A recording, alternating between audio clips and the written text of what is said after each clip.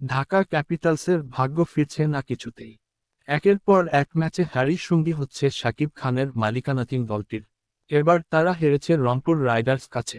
এই নিয়ে টানা চতুর্থ ম্যাচে হার দেখল থিসারা পেরেরার দল, রয়ে গেল পয়েন্ট তালিকার তলানিতে।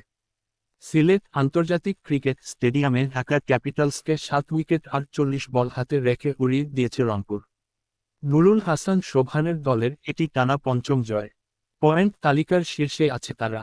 ঢাকাকে 111 রানেই গুটিয়ে দিয়ে জয়ের ভিত গড়ে দিয়েছিলেন নাহিদ রানা কুস্তিল সাহরা। জবাব দিতে নেমে আরও একবার ব্যর্থ যুব দলের আজিজুল হাকিম তামিম। 14 বল খেলে 5 রান করে আউট হয়ে যান তিনি। তবে আগের ম্যাচের সেঞ্চুরিয়ান অ্যালেক্স হেলস আরও একবার ঝড় তুলেছেন।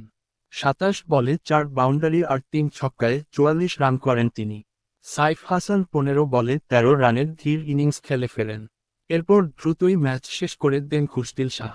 13 বলে 4 বাউন্ডারি আর 1 ছক্কায় 27 রানে অপরাজিত থেকে বিজয়ীর বেশে মাঠ ছাড়েন পাকিস্তানি অলরাউন্ডার। সঙ্গে আরেক পাকিস্তানি ইফতিখার আহমেদ অপরাজিত ছিলেন 12 বলে 9 রানে। মোস্তাফিজুর রহমান 4 ওভারে 23 রান দিয়ে শিকার করেন একটি উইকেট। এর আগে জয়ের আশায় জেসন রো, হাবিবুর রহমান সোহান, সাব্বির রহমান ও মোহাদ্দেক হোসেন সৈকতকে নতুন করে একাদশে নিয়েছিল ঢাকা ক্যাপিটালস। ব্যাপক রদবদল এনেও কোনো লাভ হলো না শাকিব খানের দলের। চলতি বিপিএলের রংপুর রাইডার্স বিপক্ষে 151 রান করেও 40 রানে হেরেছিল ঢাকা। আজ মঙ্গলবার সেই রংপুরের বিপক্ষে 16.3 ওভার ব্যাট করে ঢাকা গুটিয়ে গেছে মাত্র 111 রানে। সিলেট আন্তর্জাতিক ক্রিকেট স্টেডিয়ামে ঢাকার হয়ে বড় ইনিংস খেলতে পারেনি কেউ। সর্বোচ্চ ইনিংসটি 20 রানের, তানজিদ হাসান তামিমের। গতকাল সোমবার ঢাকার দলে যোগ দেওয়া ইংলিশ ব্যাটার জেসন রো করেছেন 12 বলে 18 রান। হাবিবুর রহমান ফিরেছেন 12 বলে 14 রান করে। কয়েক বল নষ্ট করা ছাড়া কিছুই করতে পারেননি সাব্বির, 7 বলে 2।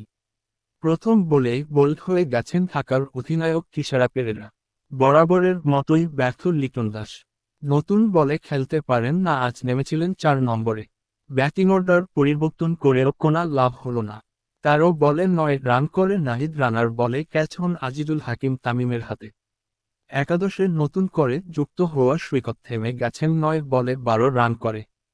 আলাউদ্দিন বাবুর 16 বলে 16 রানের ইনিংসের উপর ভর করে 100 পার করে ঢাকা।